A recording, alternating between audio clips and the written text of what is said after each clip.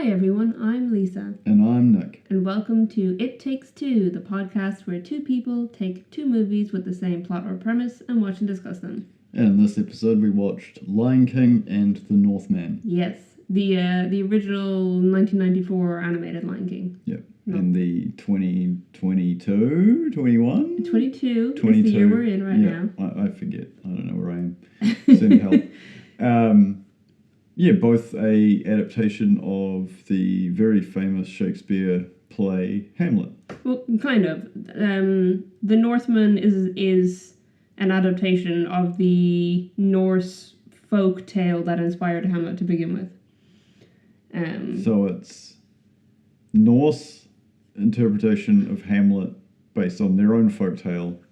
And then so Shakespeare stole it. Yeah, Shakespeare stole it, and then Disney stole it. Okay, yeah, makes sense. Yeah, so Disney is like the most watered down version. Yeah. Whereas The Northman is like the most raw version of the story that you're going to see, probably. Yeah, I would love to have seen a Lion King version that was similar to Northman. Yes. Yeah. It would be a little bit of a darker film. Yeah, especially when Simba comes back and instead of, just having like a song and then a hero speech, it would have just been him killing the hyenas and pinning their bodies in satanic looking brutal visions on the sides of the road rock, and then Scar losing his kids, and it would have been... you can wait to the sequel for that. Oh, yeah, okay. You haven't seen The Lion King 2 yet, have you? Yes, so unfortunately this is going to be... Well, unfortunately for me, fantastic for you at home, or at work, or in your car, or wherever you listen to podcasts. This will be a set of episodes, being that we're covering some others that are... Also are we going to, for once, actually spoil our upcoming episodes? No, they can guess. They can continue guessing. They can guess. Well, they know now that they're Lion King related. Yeah, so the next one will be Return of Jafar. Yes, the infamous second Lion King film, Return of Jafar. And then the horrible live action that's not live action because it's just CGI reboot that's with Aladdin. No, I don't know. Okay, I will say that neither of those are the films that we're doing, but people will be able to figure it out. Maybe not. Okay. Leave it in the comments. I don't think we actually have comments, but that's fine. I mean, you can comment on Facebook or Twitter or Instagram. Those all have comments. True. That's where you can write comments. Anyway, we've gone on a tangent here. Yeah, we always do. There are some standout acting in both of these films. Mainly James Earl Jones and Jeremy Irons. Like, everyone knows the line of "Long live the king." Yeah. I will say the researching the trivia for The Lion King has upended my childhood memories of this movie, because I've discovered that Be Prepared, Scar's villain song, which I love. It's like one of my favorite villain songs of like all Disney movies. Jeremy Irons, there's the moment where he says, "You won't get a sniff without me." He like screams it, and he killed his voice doing it. So for the rest of the song, his voice wasn't powerful enough, so they redubbed it with Jim Cummings singing, or like doing a Jeremy Irons impression. And I never knew this, but I read this before we started watching it, and it's so obvious listening to it, the moment that it switches to Jim Cummings. I was just suddenly like, holy shit, that's just Jim Cummings singing. That's like Jeremy Irons is just gone from the rest of the song. And I have never noticed before. I've heard that song so many times and never noticed. And then I read that, and then I listened to it, and it's like Jeremy Irons. Oh, there's Jim Cummings all of a sudden. Yeah, it's funny because... there's a stigma within the acting industry that says that voice acting isn't a real job. Japan, obviously, their industry is massive, so they don't believe that it this way. They have, the celebrities that voice act famous characters are mobbed in the street. Yeah. The same way, Tom Hanks' wife got pushed over the other day at the airport. The other day, meaning like a month ago or longer. Look, I've explained to you it is a Kiwiism. It means either yesterday or when I was born. It's anywhere in between, all right? You just lost my train of thought here. It's back on the tracks. Japanese voice actors are... So, if you ever watch, like... there's my favourite is the meme version, but there's Wolverine, Logan, Hugh Jackman recording Logan's audio when he's on the drug that makes him amps up his mutant powers, and he's running through and he's re-recording his audio of him grunting and growling and stabbing people. And people put it to all sorts of stupid crap because he's watching himself on screen, because obviously he's doing the ADR, thank you. And there's people who put it to Minecraft, so he's literally just like punching trees and stuff, which is, it's funny.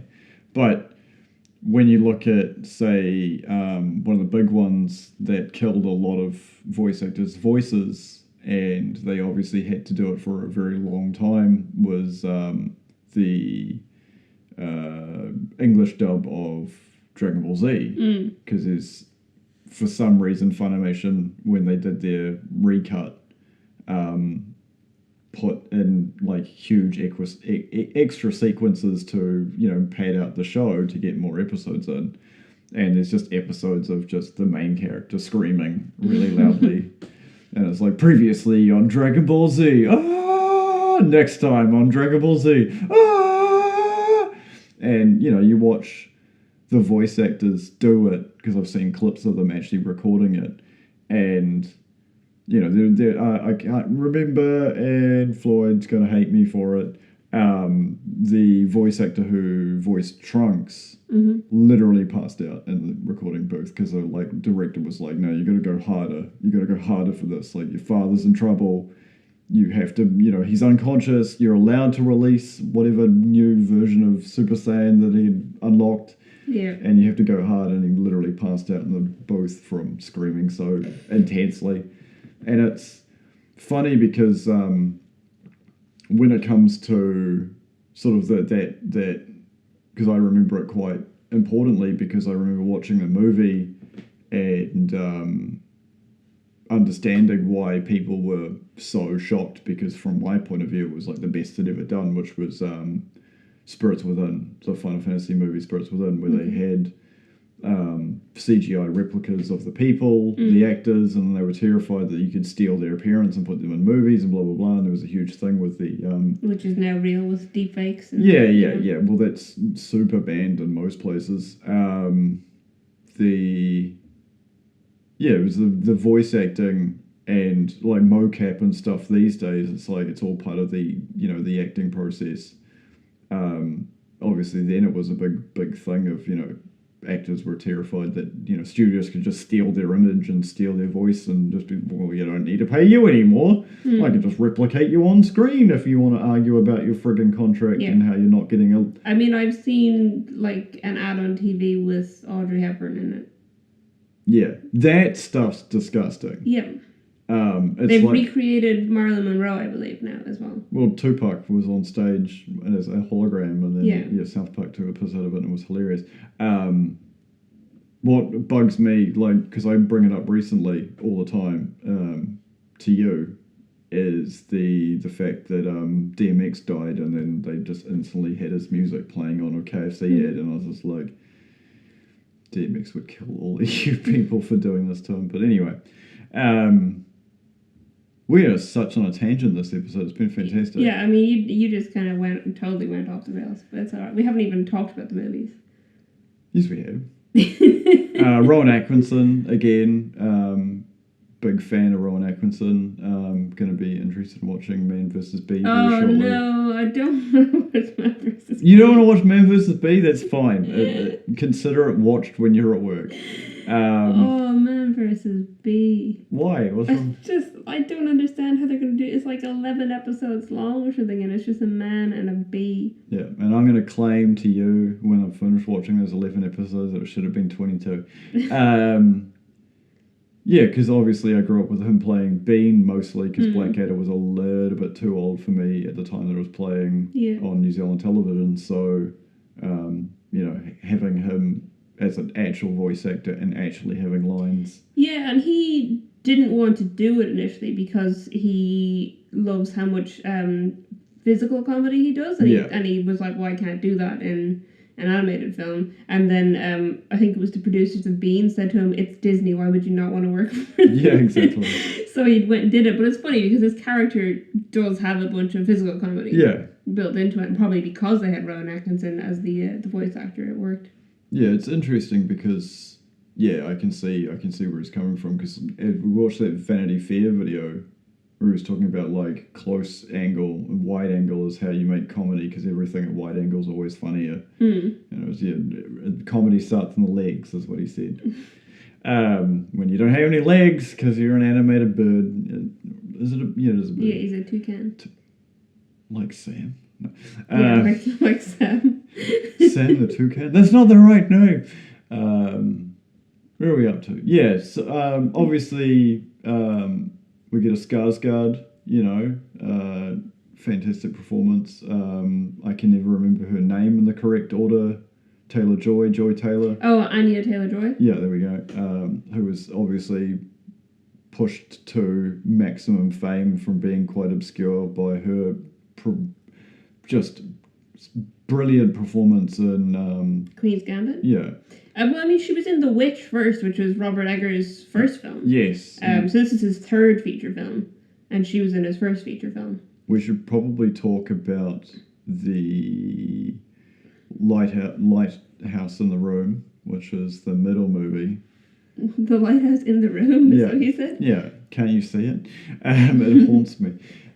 Which, again, we have Willem Dafoe playing Willem Dafoe turned to 11. Oh my god. Willem Dafoe and Robert Eggers are my favourite couple. Yes.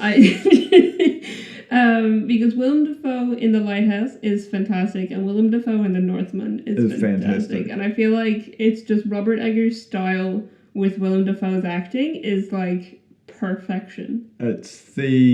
So I don't want to spoil much of The Northman because it is because it is a quite recent movie, and I don't think it's going to get the box office it deserves, because obviously there's a lot of big we had to pick between going to see Doctor Strange and this at this time, and obviously we picked Doctor Strange because we were terrified, as all people should be, of getting spoilers online. So so people are picking bigger blockbuster movies over this. I think a lot of people will have seen The Northman though as well. I hope so. But yeah, it is. By the time this is coming out, not still in cinema. I might be in some places. I don't know. COVID has made a mess of the movie industry. Yeah, how COVID has affected cinema releases is strange, and some things are staying in cinema longer, some things aren't, some things are releasing at different times in different places. So, if you're still able to see The Northman in cinema, I'd say see it. Yeah. If you want something that's going to be right, if you like Eggers' work, if you've seen Robert Eggers' other films and you enjoy them, go see The Northman in cinema. If you haven't, Lighthouse is on Netflix. Yeah, but be aware. I'd say go see Northman maybe, but be aware. The films are weird. They're quite dark, and there's a lot of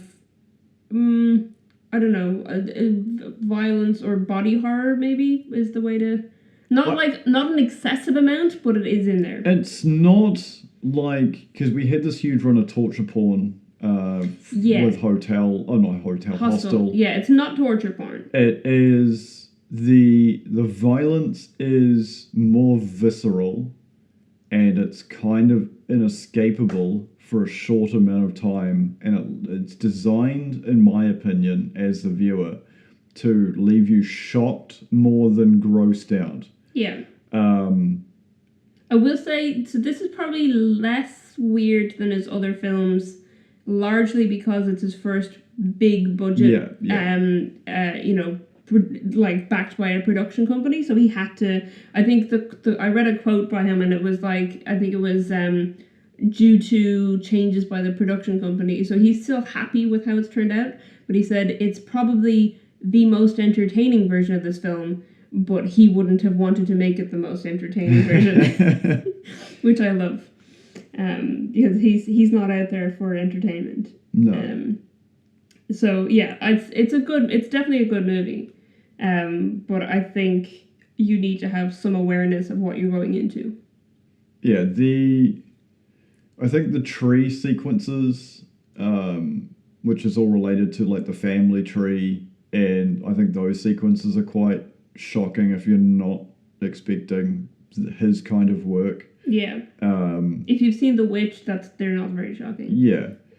Most people might have not seen that. Yeah, I think a lot of people won't have seen The Witch. Yeah. I think more people have seen The Lighthouse, but maybe not a whole lot. Yeah. I think if you're looking for other films that are along a similar vein, things like Hereditary have similar kinds of... They invoke similar feelings, I would say. Yeah, I don't know. He's a very unusual filmmaker. Yeah. But I like his work. Yeah, we need more. It's the styles that certain directors have, and I think his is just unique and crazy enough just to like work perfectly for a small genre of film types. And I think this story fit into it quite well because it is the story of vengeance and seeking retribution for the murder of your father, and that sort of especially obviously it's based on the Norse myth. You get a lot of some of the sequences that are like absolutely fantastic. For me, it was something that came up probably halfway through the movie is the magic sword that he got. We can go into that sort of closer to the mid part of the episode. Okay. Yeah, they are pretty much the same story. Obviously, there's a few differences. Obviously, one being, one of them's Skarsgård and the other one's an animated lion. I mean, there was a point in the Northman where Amleth, as a child, and his father were crawling around on all fours, roaring at each other. And it's true. It's true. I sat there and went, which film am I watching? Is this The Lion King? I think for me, the big difference between the two, I mean, aside from, like, obviously, Disney is going to, like, remove the violence to some degree. There's still some violence in there. But the big thing is, in my opinion, that's different is what part of the timeline they focus on. So in The Lion King, most of the movie happens while Simba is a child. Yeah. So it's all about, what his childhood was like, him and his father, their relationship, and then obviously, as everyone, I hope this isn't a spoiler for anyone, but spoilers, Mufasa dies. And that's quite far into the film, and then we still see him as a child meeting Timon and Pumbaa and all that stuff, and then it's the time skip happens quite late in the film. Whereas in the Northman, you have Prince Amleth, and you get to see just a glimpse of his relationship with his father, and then his father is killed quite early on in the film. Yeah. And then you've got the immediate time skip, and then most of the film, or like a very large portion of the film, is him finding his uncle and enacting vengeance in small ways leading up to a final confrontation. Yeah, it's interesting because the character motivations between Simba and, I'm not going to try and pronounce the name. Amleth. Say that again for me one more time. Say it one more time. Amleth. Yeah. Okay. It's like Hamlet, but you put the H at the end instead of the beginning. Of course.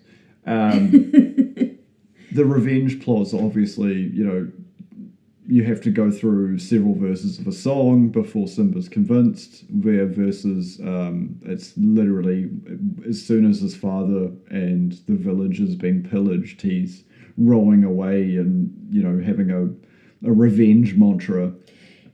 Yeah, they do though.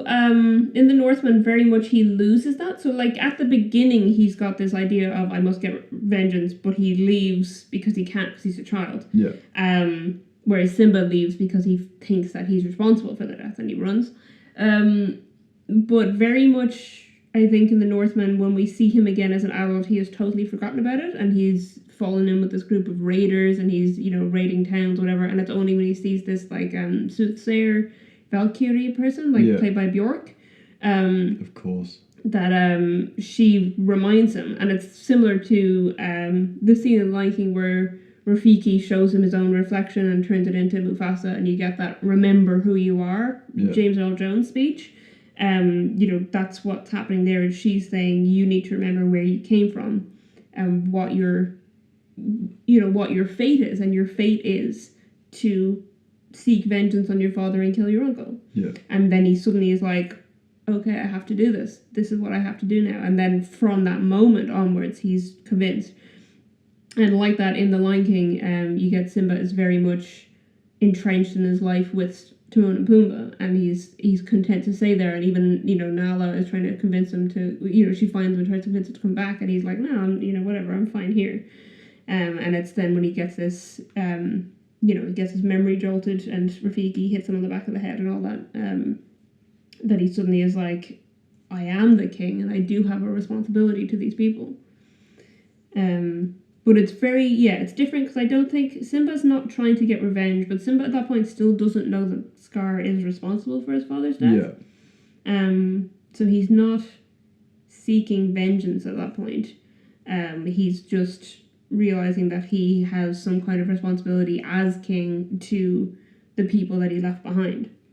Yeah, the whole concept to me of monarchy, obviously I live in a Commonwealth country, and the highest person of rank in our country is not the Prime Minister. It's in fact the Governor-General, who is the appointed figurehead for the Queen and the reigning monarchy within the Commonwealth. Scar comes in, kills Mufasa, spoilers, when Snape arrives and kills Dumbledore. Oh my god! It came out years ago. Every kid's seen the friggin'... You just spoiled something that's not even what we're talking about. Oh my god, okay. Darth Father is Vader. Darth Father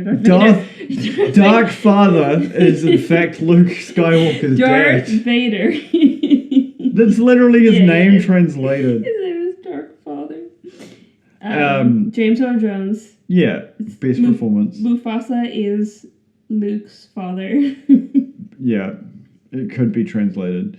Either way, you just take scenes with Darth Vader and just put bits of Lion King in, and it'll work perfectly. Yeah.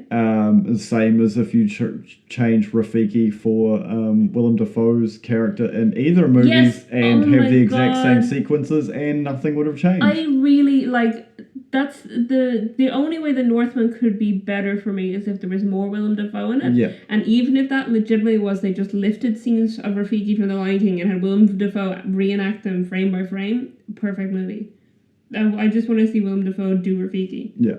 As the character that he was in The Northman. Yeah, which was just insane. Which is, I can't remember his character's name, but he's essentially Yorick from Hamlet. Yeah. It's interesting. They even have his skull later on. Yeah. It's interesting how much of the from my point of view, the thing that why I like science fiction is because I like things to be accurate and relevant and realistic and etc. etc. etc. Lion King plays a little bit into this as the jokes about Nala's his half-sister, and then when he took over his pride, he'd have to sleep with his own mum and his aunties and stuff, but regardless of that, and being that he's been gone for years, Nala would have had cubs to Scar, and the first thing Simba would have had to do is come into the pride and maul all of Scar's kids to death. Again, it's touched on in the sequel, okay. So we can talk about... I'm gonna enjoy Disney's portrayal of Simba mauling Nala's cubs to death. That's going to be fantastic. No, you don't spoil it. I'm looking forward to that sequence. Whoopi Goldberg playing the head hyena is accurate from Yes. hyenas because they have a matriarchal society. Yeah. Or not society because they don't build stuff. A community within their groups. Yeah. And Though what's not accurate is that they're kind of the scavengers because hyenas hyenas are fucking terrifying. Yeah, so more often lions will scavenge from hyena kills than the other way around. Accurate though that the female lions are the ones that do the hunting. And accurate to I was going to say a dark word, but I won't. Accurate to animal behavior in adolescent animals is the males always let the females win in their little tugs of war. Right. Which obviously is played out in the movie where Nala keeps pinning Simba. Yeah. Until Simba finally pins Nala. Wow. Your face was just like, oh my god, he went there. Well, that's how you get a sequel out of it. You gotta have another cub.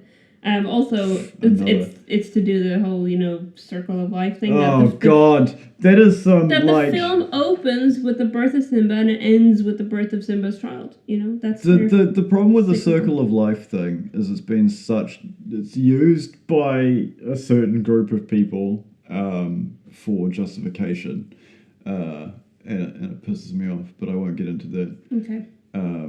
You know what I'm talking about. I have an idea. Yeah. Anyway, the point I was making is there is some sequence like how weird and wonderful and beautiful Norse mythology is, especially when they came for the first time into mixture with Christians. I think Vikings did it really well when it talked about, talking to you about Vikings and how they did well. Don't get me wrong, anybody who knows anything about the actual history, it's completely off. There's people that were meeting, as, in their prime of their age, but they were born 200 years apart, similar to Braveheart. But the accuracy of how the Norse believed how their gods worked, and they're coming into contact with Christianity and talking about how can their god be strong? He's dead. Our gods are alive. They literally live with us. And the sequences when you go into the mythology of Odin and his sons and his daughters and his wife and so on and so forth, and the fact that you have sequences within that in the movie where you see the gods appear, and the movie opens with a prayer to Odin, and there's the ravens helping, which are basically he sees it as his father. It's my father's come from the spirit world to help me, but ravens obviously are a sigil of Odin, and Odin's, you were on a battlefield as a Viking in that time and you saw a raven flying over your head, you'd be like, oh, well, my gods are literally with me, I'm here to fuck some shit up and steal some, gold goblets from some priests and burn down their monastery. They were very, very dedicated to being historically accurate, the Northmen. They had archaeologists consulting on it. They based there's a funeral scene at one point. I was going to mention his funeral, but I guess I won't. But they based the funeral on an actual funeral that took place. They even used word for word what the servant at the actual funeral said. It's an interesting concept of it's very, most people know about Egyptology and the whole concept that when a pharaoh was buried, all of his servants and pets and next door neighbors were all buried with him to look after him in the afterlife, because even when you're rich and you die, you still need servants. From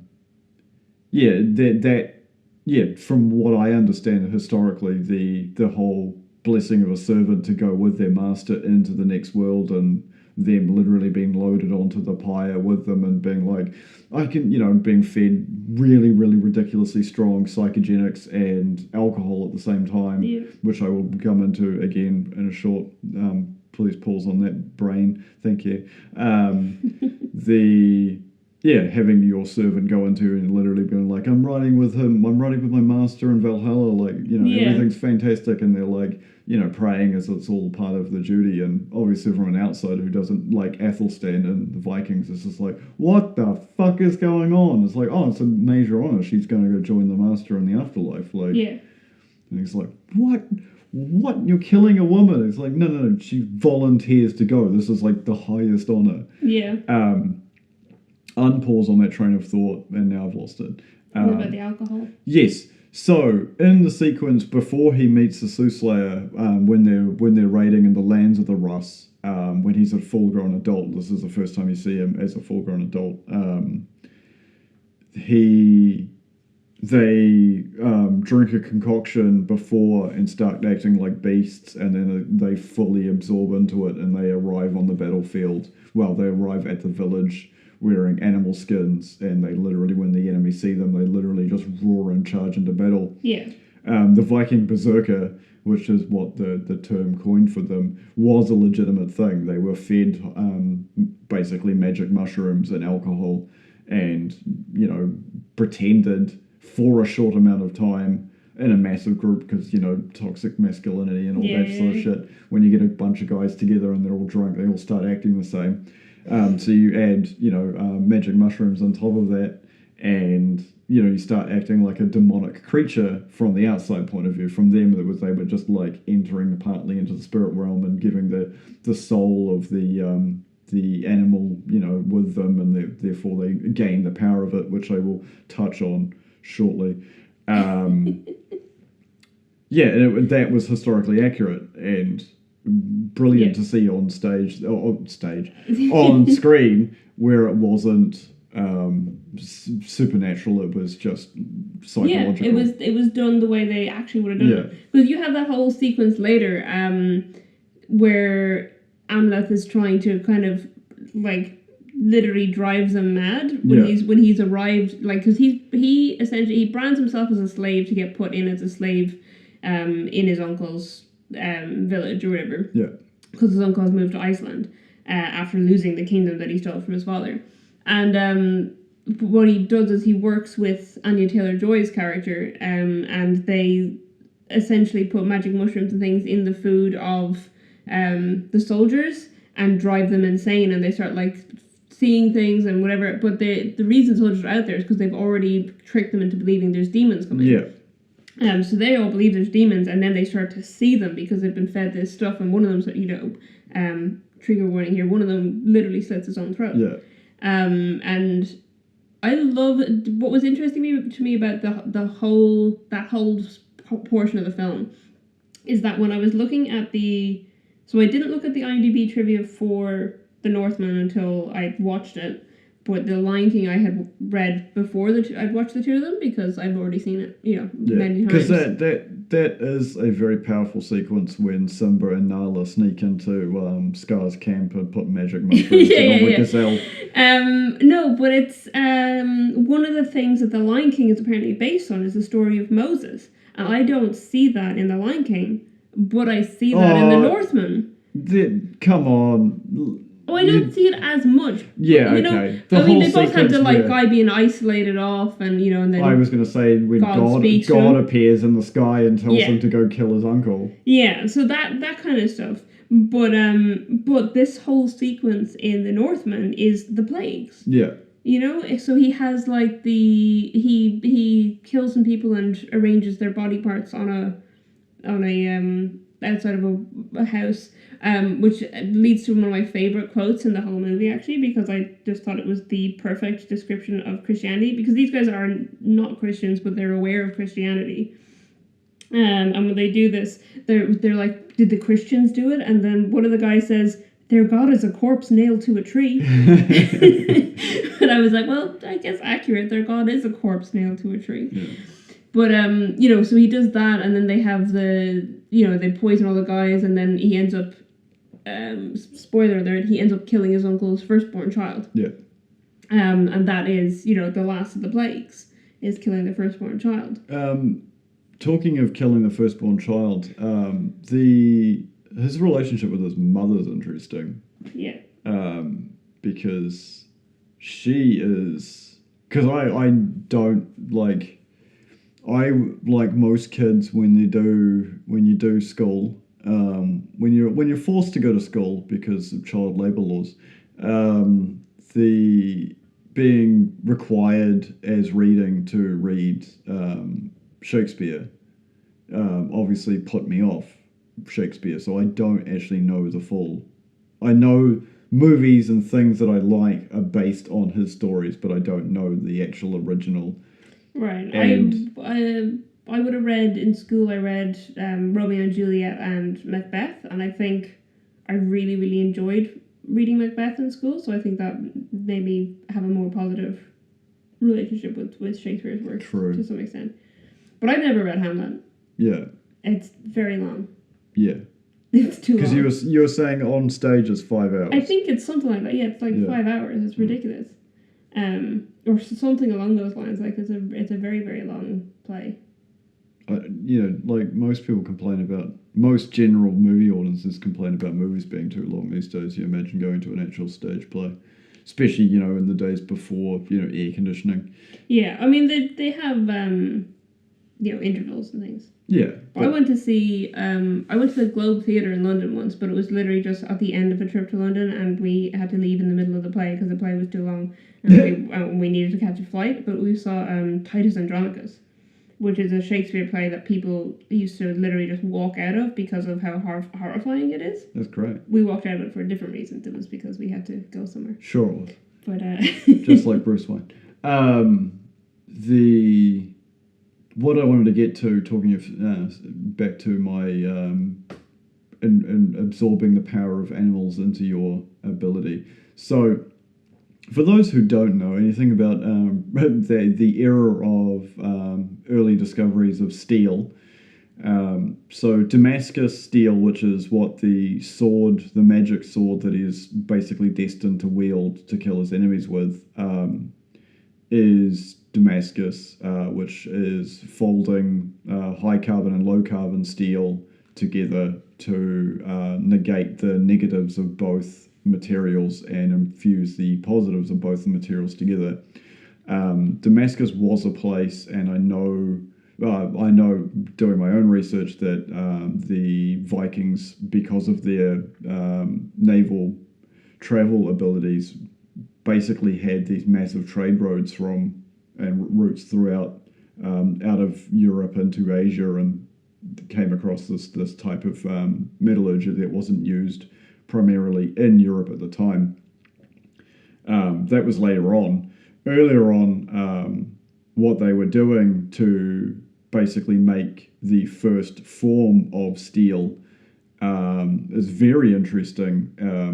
They, differently from earlier parts of Europe and earlier empires where they had the resources and the massive empires and the ores and things coming in, they were doing different things. But what I say the Vikings, but the Norse people were doing to forge swords, these were obviously, they weren't for like your standard on the battlefield soldier. They were for kings and lords and jarls and things like that. You had to be quite high standing to be able to afford these things because they were very, very expensive.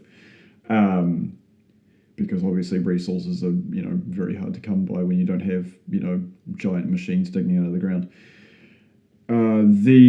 So what they were doing was they were taking their crude iron, and when they were melting it down and making purified ingots to then forge into swords and axes and etc., they were adding bone, and they were either adding human bone to, like, the same with the concept of stealing your enemy's power to infuse it into your weapon.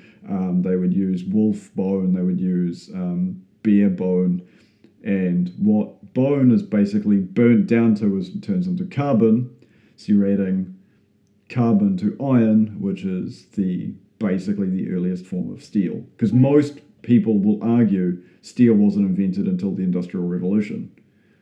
Okay. But that's incorrect, because the Norse did it first, guys. The Norse did it first. They were the first people to make steel. Obviously, it was rudimentary, but when they've done testing on how, because it was done in a crucible, I don't want to get into a 45-minute long conversation of me just ranting about how weapons are made, because I love it.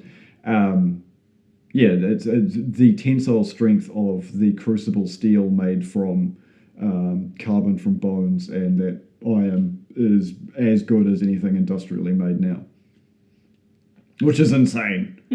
For what was it, 800 something? I think was it like 914 or something? I can't remember the date on it.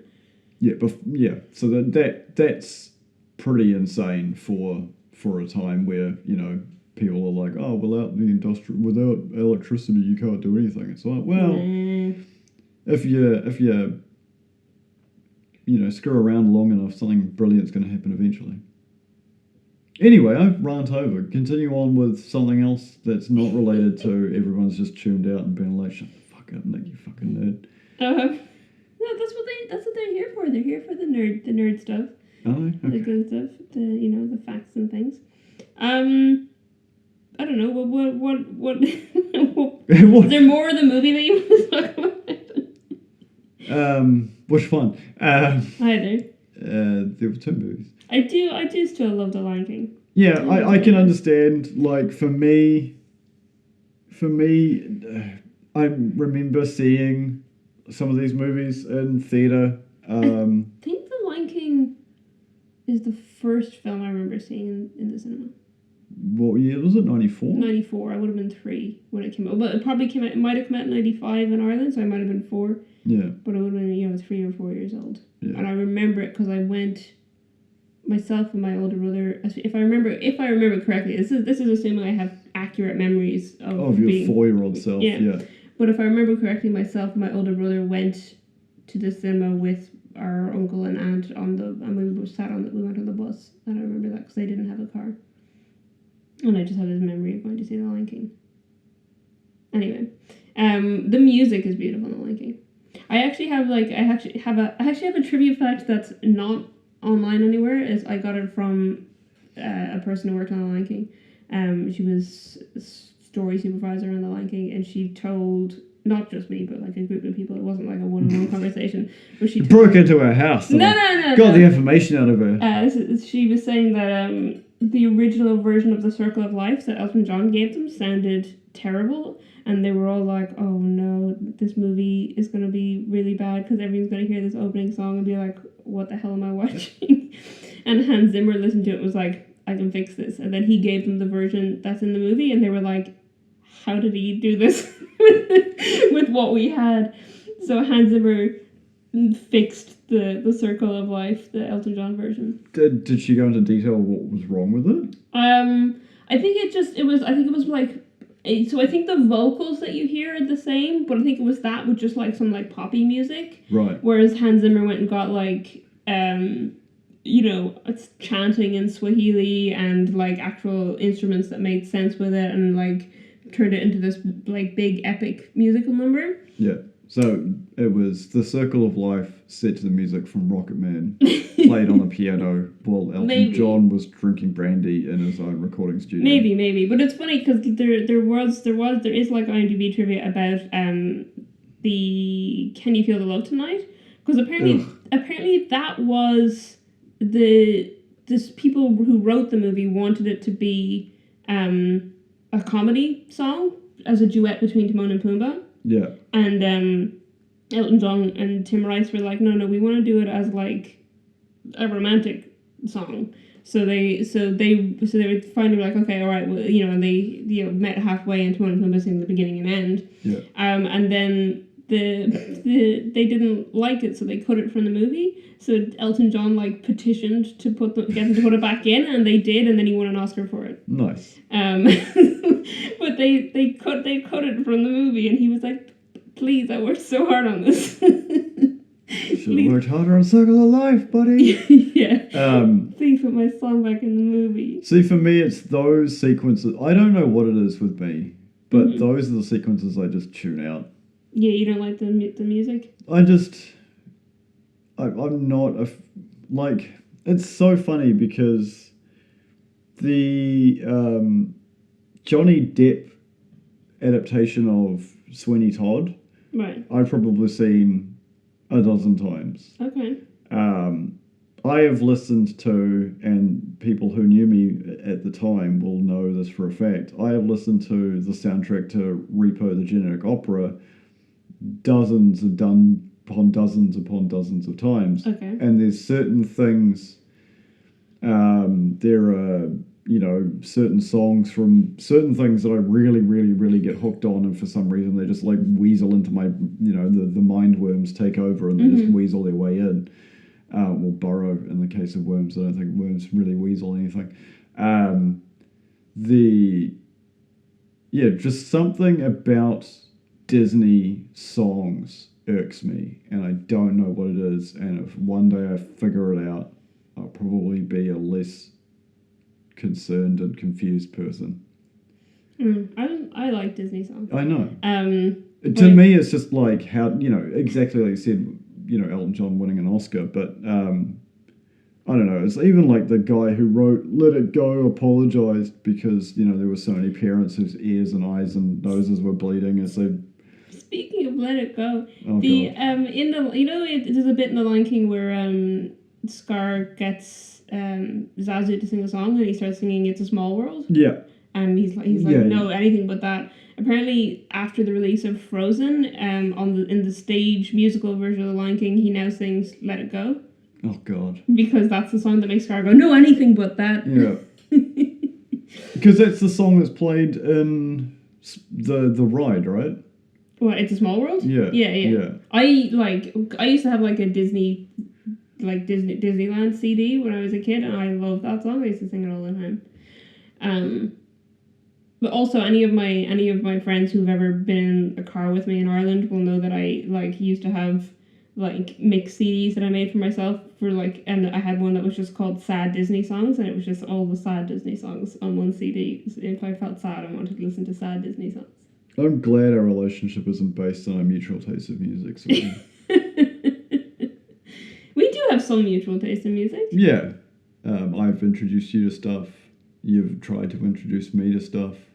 I've found stuff you introduced me to later on my own and been like, I really like this. And you've been like, what the... No, okay, whatever. I give up. Yeah. I do like Disney, though. Yeah. I just really like Disney. I like musicals in general, though. But there's no musicals on here. I'd drag you to a musical, except there's never musicals on in Wellington. Yeah. So I can't. I'd go to the bathroom and never come back. You do what my dad does when my mom goes to art galleries with him and he finds the nearest pub. Well, they don't drink, so that ain't gonna happen. No, but you'd go do something else. It's like the time I was waiting for you to pick up Strider, and I went to the hobby store. It's like $2 did. Nice. Or go get you donuts or cronuts. Yeah, now I just want cronuts. Yeah, you've mentioned them. Yeah. I haven't had a cronut in so long. Yeah, for me, it's the understanding of my brain and you. It's like cronuts are your brain worms. Yeah, these obviously taking out the not the ultra violence, but the disturbing imagery. Yeah. These are pretty much blow for blow, very similar movies, yes. Obviously because they're based on the same story. Yeah, I thought it was interesting. So going into it, I wasn't sure how similar they'd be, considering the Northman is based on Amleth rather than Hamlet. Yeah. And the Lion King is loosely based on Hamlet, but also based on a few biblical stories and a few other things. So it was interesting to me just how much the journeys are the same. Yeah. Because they do very much go through the same kind of character journey. And they do both end in a fight in a fiery area. So obviously Pride Rock gets set on fire because they're in the middle of a drought, which the people blame on Scar, even though that droughts come and go in that area of Africa. And yeah, well, the problem is that Scar won't let them leave and go to a different place. He is, because that was one of the things I found in the trivia, is that Scar is supposed to be representative of the 7 deadly sins. Envy? Or is he just all of them except lust? All of them. All of them. No, including lust, but they deleted the scenes. They deleted the lust scenes. They deleted the lust scenes. Yeah, so he's... a PG it, doesn't he? So he's got, envy and greed because he wants power and because he's envious of Mufasa and Simba and plots their deaths because of it. Sloth and gluttony because of the way that he's kind of lounging around and he's eating. We see him like cleaning his teeth after eating something when the rest of the Pride are starving. Yeah. Pride because he won't leave the Pride lands even though he knows they're all going to die there, and then wrath because of he attacks Sarabi when she compares him to Mufasa, and he gets angry at the hyenas when they talk about Mufasa. And then lust is in a deleted scene. They put this in. They had written this in, and then they removed it because they thought that sexual harassment wouldn't play well in a kids' film. But he did try to convince Nala to have his cubs. Yeah, which is what would happen in the thing, and so in the I think in the deleted version. Or like in the original version, that was why Nala had left. Right. Was because she was trying to she was exiled for rejecting his advances. And then she comes back with Simba, whereas they rewrote it that she went looking for help because the Pride was in trouble. But yeah, initially they had her leave after, or had her be exiled after she refused to accept Scar's advances, which is interesting because that happens in the Northman as well. Yeah. And that's how thingy Olga ends up not bearing the children of his uncle Fjolnir. Yeah. So he was the 7 deadly sins. Interesting. Yeah.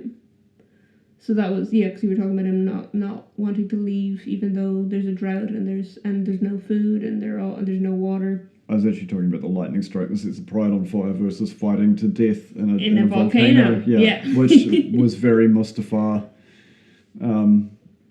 esque.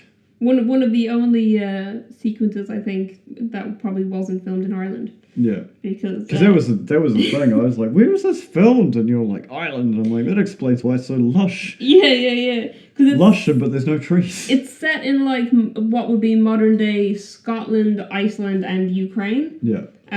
But it's almost entirely filmed in Ireland. So there are sequences filmed in Iceland, which probably are mainly to do with volcanoes because there's sequences that require volcanoes. And snow. Yeah, there's no snow in Ireland. Though they filmed mostly up in Ulster, so that would be the area that would be most likely to get snow because it's furthest north. Okay. They filmed a lot in Donegal and then in parts of Northern Ireland. But yeah, that's a lot of Ireland shots. I'm sort of... You're movied out? I'm movied out, yeah. Okay. We look at... I've already touched on some IMDb trivia. One of the things I thought was interesting was the filming of The Northman was supposed to start in March 2020. Ugh. That's like we mentioned earlier, like COVID has done some massive damage to... Like it's... someone mentioned it earlier today, for me anyway, Superstore. Because the guy who played, I can't remember the name of the characters now, Nico is going on to join the cast of Guardians 3. Okay. And made mention of the fact that like they did really well with their plot because they worked in retail and it was COVID and they all wore masks. They had people disobeying regulations and all that. And then talking about how ridiculous, corporate, ideas of, now you just have to sanitize everything 100 times a day. Sanitize everything constantly forever. Like you have to sanitize the baskets, the trolleys, the workstations, and it's only when you see the characters meet together in a back corner where they take their masks off and talk to each other. But it was interesting. But yeah, COVID has done massive damage because like even now, like we go to a thing called this I won't say the name of it. People might stalk us or something. I doubt it. We go to a movie theater with people we know, and even still, like, I still feel uncomfortable when people aren't wearing masks. Yeah. And like, anytime I'm out in public and I'm in a store and people aren't wearing masks and I am wearing a mask, and I'm just like, what? And it's funny because, like, there's weird programming in my brain is I watch ads that were obviously set and made pre-COVID, and there'll be a customer who walks into a store, like it could be a New Zealand brand ad or like an overseas brand ad, and they don't put masks on. I'm like, what are they doing? Yeah. You're all gonna die. You're like, put the mask on. But yeah, it's good seeing that the movie industry is recovering. Yeah. But it's still, there's a lot of people out there that, like myself, that still aren't super confident. Like, I felt really uncomfortable during Doctor Strange. But I didn't feel as uncomfortable when we watched Everything Everywhere All at Once. Yeah, because there was less people. Yeah. No, definitely. It's and I think what you were talking there about, people we know. It's a friend of ours books out a whole cinema. Yeah. So, but it's every seat is filled, and we don't necessarily know the people next to us. They're just like a friend of a friend, and they'll have their mask off, and I'm like, my mask is on for the whole film. But yeah, anyway, so they had already set up the sets, and they had actors present and on set rehearsing, and then production was shut down before they started filming. But they used it to their advantage because the sets were already constructed. They were able to weather realistically. Oh, wow. And then also anyone playing Vikings used the time to grow their beards out longer. Nice. So I thought that was clever. The Berserkers, which we talked about before, Robert Eggers originally wanted them to be totally naked. Because he thought that would be more realistic. Yeah. But he decided not to pursue it because he thought it would be too alienating to audiences, and also they'd have to put a higher age restriction on the film. Yeah, just a bunch of very, very buff, bearded men charging into battle naked, which would have been historically accurate, but still just, dangly bits and blood being sprayed everywhere would have been upsetting to some people. Yeah, they also had to change the budget of the film because of COVID. So the original budget of the film was between $60 and $65 million. Yeah. Which is funny because his original films, so The Witch and The Lighthouse, were made on $9 million and $4 million respectively. Wow, and suddenly he's got a $60 million budget, but because of COVID, it was pushed out to $90 million because they had to delay everything, and B, they then had to have additional restrictions and things on site. New protocols and things. So yeah, with budget of $90 million in the end. Because that was one of the things we've found interesting. Well, I've found interesting watching movies, because obviously watching Marvel movies, you have to sit through the mid-credit scene and the end-credit scene. Yeah. And seeing, because you look at animators and I just look at weird stuff. Yeah. The one that I find interesting, which has obviously popped up and will probably disappear in a couple of years, is the COVID safety officers being an actual job, and there being multiple across different locations and different places. And there's like different COVID related jobs and the productions and stuff. I didn't pay attention to the credits of the Northman, to be honest. I think I joked about, do we have to wait through the credits to see the how this is connected to the MCU, and you were just like not paying attention, and it's just like, okay. So, The Lion King was the highest grossing film of 1994 worldwide. The hell else came on? You keep talking. It was only the second highest in the US, though, behind Forrest Gump. But internationally, The Lion King was the highest grossing film. The other thing that I found interesting about The Lion King was the wildebeest scene. And again, I looked at this trivia before I watched, so I was keeping an eye out for this. And that scene is very cinematic. But this is 94, so it was right when Disney were starting to experiment with bits and pieces of CG. And they created a new computer program for because they did the wildebeest stampede in CG, and it took 3 years to animate. Jesus. Just that sequence. Because they had to write a program to generate animals to run without colliding into each other. Yeah, it's like what Weta did for the Urukai Yeah. in Helm's Deep. Yeah, but that was about 10 years later. Yeah. Wow, wow. Did a lot of films in 94. Just so many films that I've seen. Some of like classics that I didn't even remember. Like, I don't know, Airheads came out in 94. I don't even know what Airheads is, to be honest. It's Brendan Fraser, Steve Buscemi, and Adam Sandler and Chris Farley. Oh, okay. You'll have to watch it. If people who have watched Airheads will know what I'm talking about, but for you don't.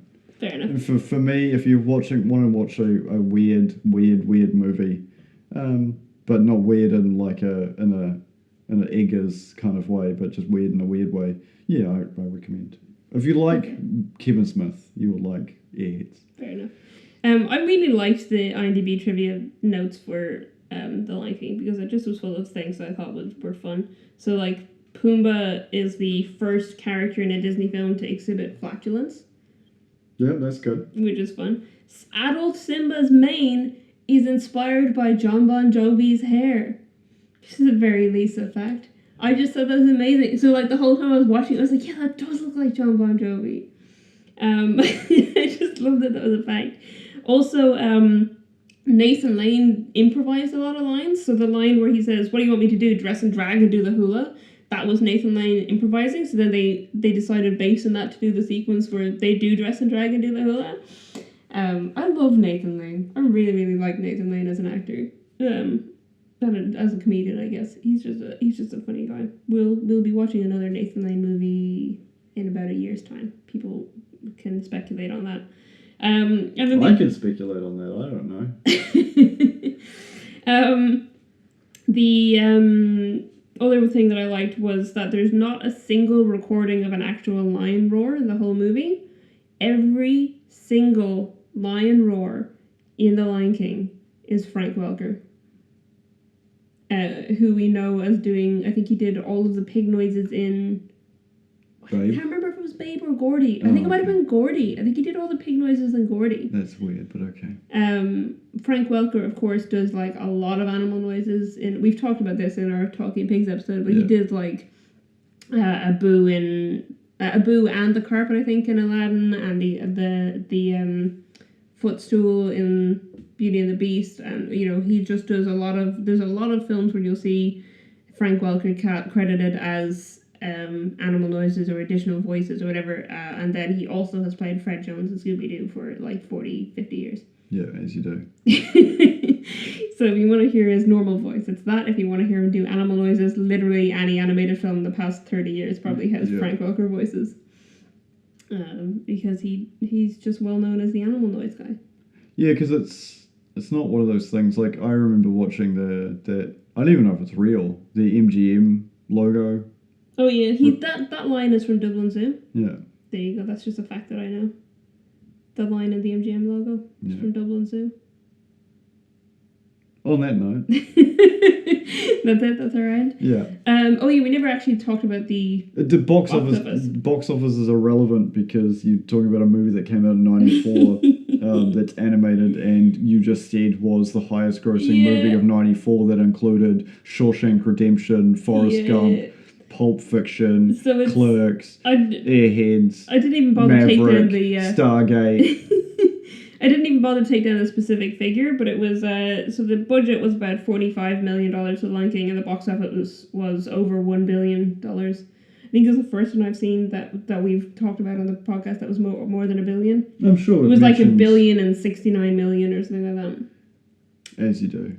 And it the movie probably cost more than that because of Hollywood financing.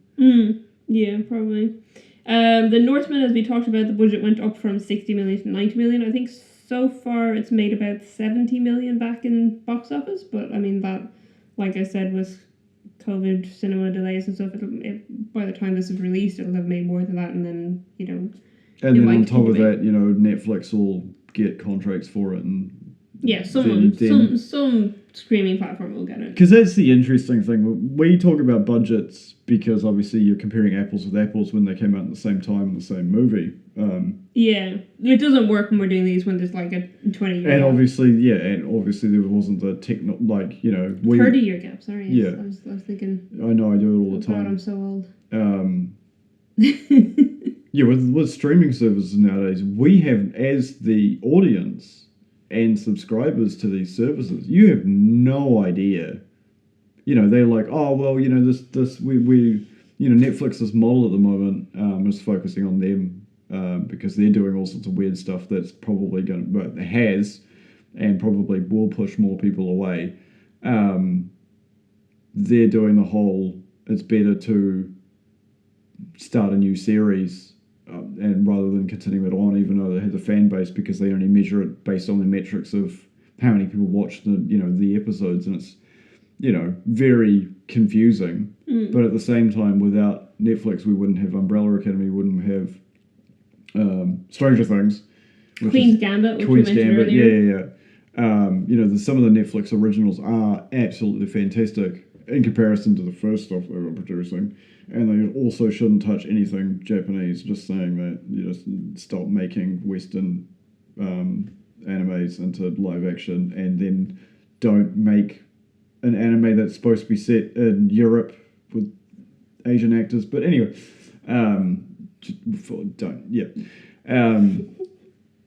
we'll never know as the audience, sorry, getting to the point, eventually, how much money exchanges hands between streaming services and the distribution companies. So, despite the fact that it might not do well in theaters, and it was always DVD sales that got sequels, that's kind of disappearing now. Yeah. Without the DVD sales and Blu-ray sales of Firefly, we never would have got the movie Serenity, and it would be interesting doing the exact same thing now, like the one that I showed you early on, so I'm going on a tangent, folks.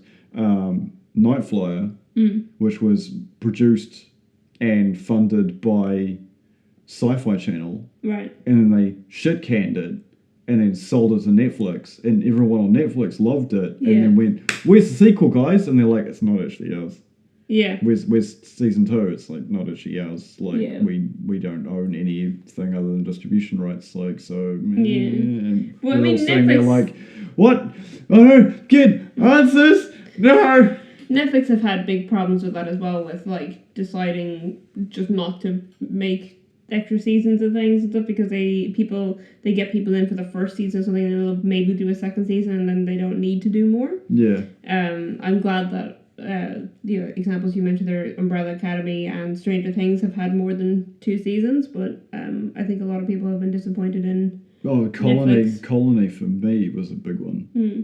You haven't watched that? No. I recommend it to anybody who likes that kind of dystopian science fiction where there's something going on in the background and you only get tiny little snippets of it per season. Is that the one that Sawyer from Lost is in? Yes, Sawyer from Lost is in it, and the evil woman who played Rick's wife in Walking Dead. I can't remember her name. I don't know. She's also in it. Okay.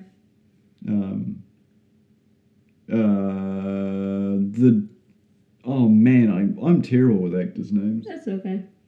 Anyway, I just referred to someone as Sawyer from Lost, and that's definitely not his name in real life. Yeah. At one time in my life, I would have known what his name was, but it's been a long time since I was a Lost fan. Anyway. You imagine that being a Netflix series. Imagine Lost being a Netflix series. Because you would have got 3 seasons and that would have been it. Yeah, I don't know that I did get answers in the end of Lost anyway. I don't think anybody did. I don't think J.J. Abrams and the rest of the writers had any freaking clue what was going on. They're on the island, they're not on the island, then they're all dead, then they're not dead, and then there was a hatch, and then not the hatch, and then... The first 2 seasons of Lost, they were very good. And then it just slowly degraded. They had the most amazing pilot I've ever seen of a pilot of a TV show. Yeah, and genuinely, the first episode of the 2nd season of Lost is one of my favourite individual episodes of a TV show ever, especially just like the opening sequence. But that's not what we're talking about. We might as well wrap up at this point, because we've gone on a tangent about Lost. There are tangents about tangents within tangents. Yeah, tell us your thoughts It's on a web Lost. of tangents. All right, you happy to wrap up? Yes. Okay, sweet. So if you want to find us on social media, you can do so at it takes two _pod on Twitter and Instagram, or it takes two pod on Facebook. And our website, where we have episodes and other places to listen to us, is ittakes2.co.nz. Thank you for joining us, and we hope to hear from you on those comment sections. We'll catch you next time. Goodbye.